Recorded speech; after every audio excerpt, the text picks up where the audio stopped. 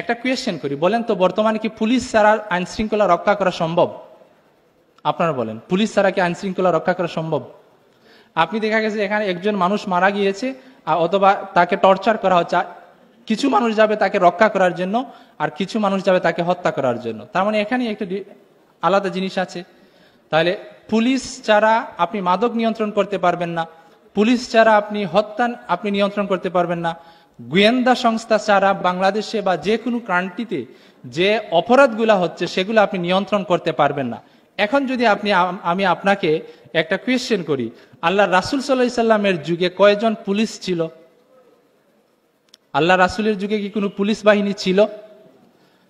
আল্লাহ রাসূলের যুগে কি কোনো গোয়েন্দা বাহিনী ছিল যারা অপরাধগুলাকে নিয়ন্ত্রণ করার জন্য? তাহলে কিভাবে কোনো পুলিশ ছাড়া, কোনো আইনি সংস্থা ছাড়া পুরো একটা জাতিকে একটা আদর্শ সমাজ উপহার দিয়েছিলেন, সেটা কি কখনো চিন্তা করেছেন?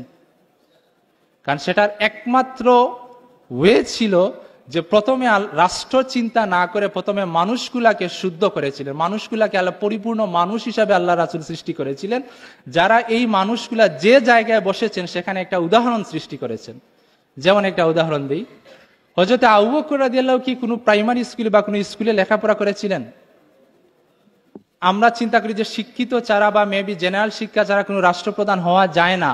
তাহলে আবু বকর রাদিয়াল্লাহু আনহু কোন ইউনিভার্সিটিতে লেখাপড়া করেছিলেন? হযরত উমর রাদিয়াল্লাহু আনহু কোন ইউনিভার্সিটিতে লেখাপড়া করেছিলেন?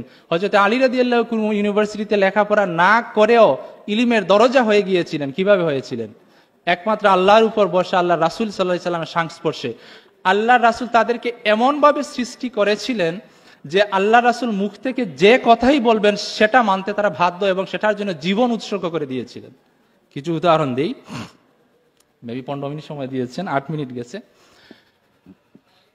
যখন মদ মানুষের মধ্যে হারাম করা হয়েছিল, কিভাবে আল্লাহ রাসূলের কথাগুলো তারা আইন হিসেবে নিজের জীবনের জন্য এবং আখিরাতের জন্য বাস্তবায়ন করতেন।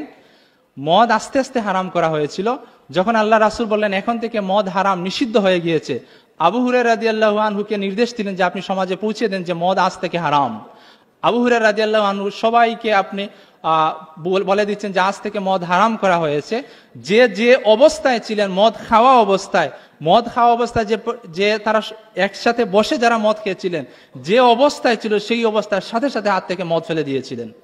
একটা কাফেলা দামেস্কে গিয়েছিল ব্যবসার জন্য, কিছু মানুষ সেখানে টাকা ইনভেস্ট করেছিল মদ আনার জন্য, কিনে আনার জন্য, তখনও মদ কিন্তু হারাম হয়নি। উনি যখন বর্ডারে গিয়ে বলা হলো, বর্ডার দিয়ে যখন তারা ঢুকতেছিলেন মদিনা শহরে, তখন বলা হলো যে আজ আল্লাহ রাসূল মদকে হারাম করে দিয়েছিলেন। ওই অবস্থায় যে মদের যে ট্রান্সপোর্টেশনটা ছিল, যে মদগুলা তারা নিয়ে এসেছিলেন, সমস্ত মদগুলা সেখানেই নষ্ট করে দিয়েছিলেন। 1 মিনিটের জন্য তাদের লসের কথা চিন্তা করে নাই, কারণ আল্লাহ রাসূলের মুখের একটা কথাই ছিল তাদের জীবন চেঞ্জ করার একটা মাধ্যম। সেখানে কোনো পুলিশের দরকার নেই, সেখানে কোনো গোয়েন্দা সংস্থার প্রয়োজন ছিল না, যার কারণে একটা সুস্থ আদর্শ সমাজ প্রতিষ্ঠা করতে পেরেছিলেন। যখন সুদকে হারাম করা হলো, আল্লাহ রাসূল বলেন যে আজ থেকে সুদ নিষিদ্ধ, তখন যারা সুদে টাকা দিয়েছিলেন প্রত্যেককে আল্লাহ রাসূল হযরত আব্বাস রাদিয়াল্লাহু আনহু থেকে শুরু করেছিলেন যে যারা দিয়েছিলেন টাকা, পুরো টাকাগুলো অর্থাৎ এই অবস্থা থেকে আল্লাহ যে নিষেধ করেছিলেন সেখান থেকে আর গ্রহণ করা হয়নি, সেগুলো মাফ করে দেওয়া হয়েছিল। এটা শুধু সৃষ্টি হয়েছিল আল্লাহ রাসূলের মহব্বতের কারণে এবং আল্লাহকে ভালোবাসার কারণে। এখন আমরা কেন পারছি না? আমি কিছু উদাহরণ দিই। আপনারা যে পশ্চিমা সংস্কৃতি আমরা যে গ্রহণ করছি, দাস প্রথা দেখেন, ইসলামে এমনও উদাহরণ আছে দাসকে রাষ্ট্রপ্রধান বানিয়ে দিয়েছে, ইসলামে এমনও উদাহরণ আছে দাসকে একজন সেনাপতি বানিয়ে দিয়েছে, বৈষম্য চিরতরে নিঃশেষ করে দিয়েছে। কিন্তু পশ্চিমা সংস্কৃতি, ইসলামের বাহিরের সংস্কৃতি, দাসকে কি একজন রাজাকেও দাসে পরিণত করার উদাহরণ আছে। ইসলামে যখন দাস প্রথা দেখেন, যখন দাস প্রথা নিষিদ্ধ করা হলো, হযরত বেলাল রাদিয়াল্লাহু আনহু একজন দাস ছিলেন, কাফিররা তাকে কিভাবে নির্যাতন করেছে আমরা সবাই কিন্তু জানি। বুকের উপর পাথর দিয়ে রুদের মধ্যে পুরাটা ইসলাম গ্রহণ করার কারণে দাস হিসেবে তাকে কিভাবে নির্যাতন করা হয়েছিল, এবং দাসকে শিকলে বেঁধে বাজারে নিয়ে পণ্য হিসেবে, প্রোডাক্ট হিসেবে বিক্রি করা হতো। ইভেন তাদেরকে মানুষের কোনো মর্যাদা ছিল না।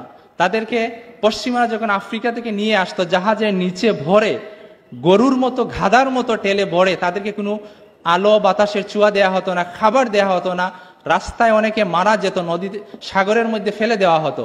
কিন্তু ইসলাম সেই দাস থেকে উদ্ধার করে কি করেছিল?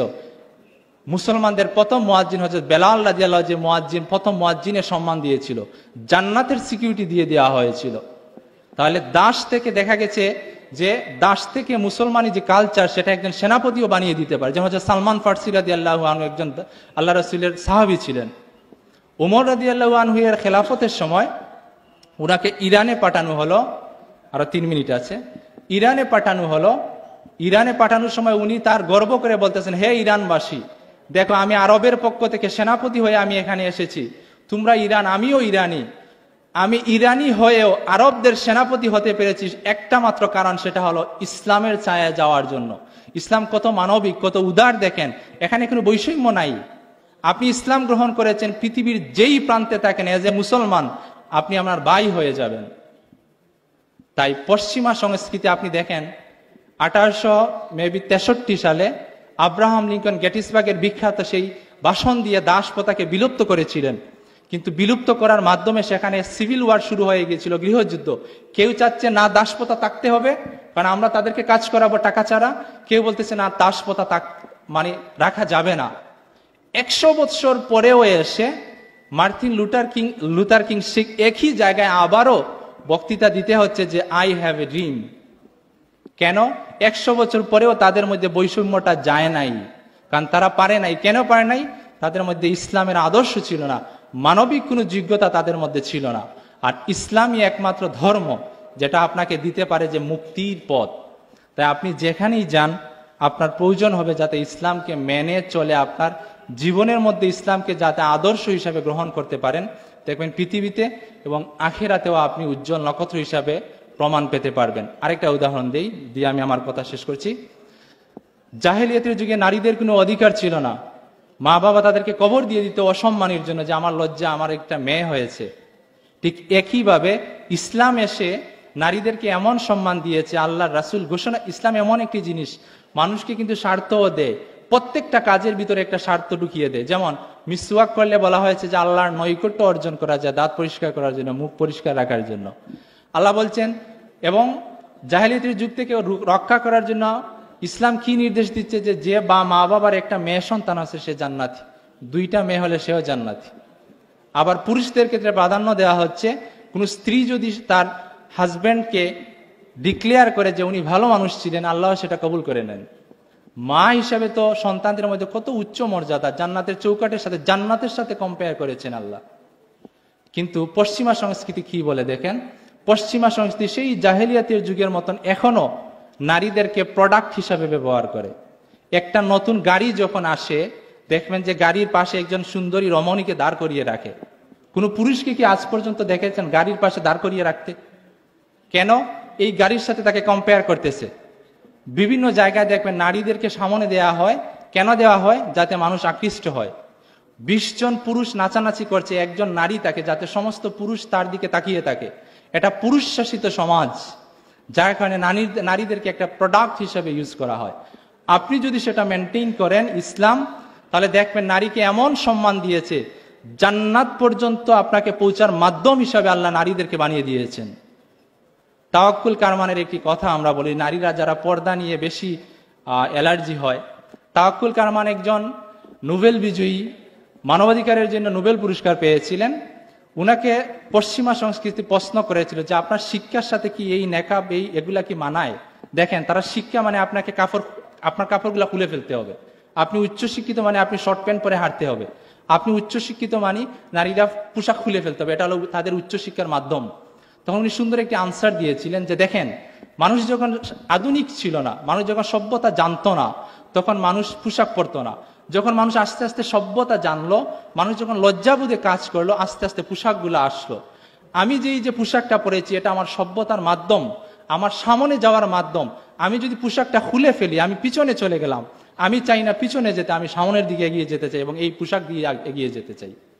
আনসারটা অনেক সুন্দর হয়েছিল না? এখন দেখেন, মানবাধিকার নিয়ে আরেকটা কথা বলি, যে পশ্চিমা সংস্কৃতি মানবাধিকার বলতে কি বুঝে, ইসলাম মানবাধিকার বলতে কি বুঝে। একটা কুকুর যদি রাস্তা দিয়ে যায়, যদি পানির তৃষ্ণায় সেটা অর্থাৎ মরে যায়, এর জন্য আপনি দায়ী। তাই দেখবেন যখন একজন আল্লাহর ওলি যাচ্ছিলেন, দেখলেন যে কুকুর, আমাকে লেট হলে বলবেন, একটা কুকুর দিয়ে দেখলেন যে তার তৃষ্ণা জিহ্বাটা বের হয়ে গেছে, উনি জুতা খুলে পানি এনে তাকে পানি খাওয়ালেন। আল্লাহ এই কুকুরকে মানবিক গুণ হিসাবে, মানবিকতা দেখানোর জন্য আল্লাহ তাকে জান্নাত দিয়ে দিলেন।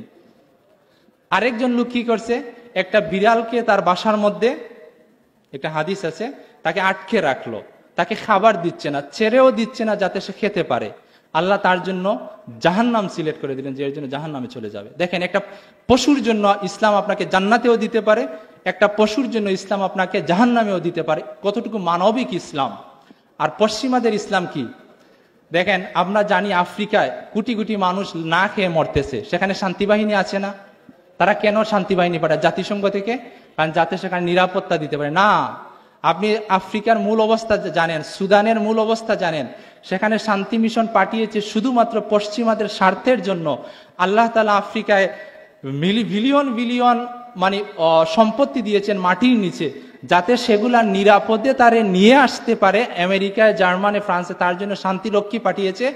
ইভেন শান্তিরক্ষী বাহিনীর মাধ্যমে সেখানে কোনো স্কুল প্রতিষ্ঠা করা যাবে না, আফ্রিকার মানুষদেরকে কোনো খাবার দেয়া যাবে না, কিছুই দেয়া যাবে না, শুধুমাত্র তাদের স্বার্থের জন্য, যাতে স্বর্ণগুলা নিয়ে আসতে পারে, কেউ আক্রমণ করতে না পারে, তার জন্য শান্তি মিশন সেখানে পাঠায়। এটা কি মানবিকতা? সেখানে মানুষ স্কুল নাই, না খেয়ে মরছে, কোনো গভর্নমেন্ট নাই, কোনো আদর্শ মানুষ নাই, কোনো সভ্যতা নাই, কিন্তু পশ্চিমা সংস্কৃতি তাদের কোনো তোয়াক্কা করতে। সেখানে সম্পদ আছে, তার সম্পদগুলা শান্তি রক্ষী বাহিনী পাঠিয়ে সেখানে সম্পদ নিয়ে আসতেছে। তারা যখন দেখবে যে এখানে আমার স্বার্থ আছে, তারা মানবাধিকার কমিশন পাঠিয়ে দিবে।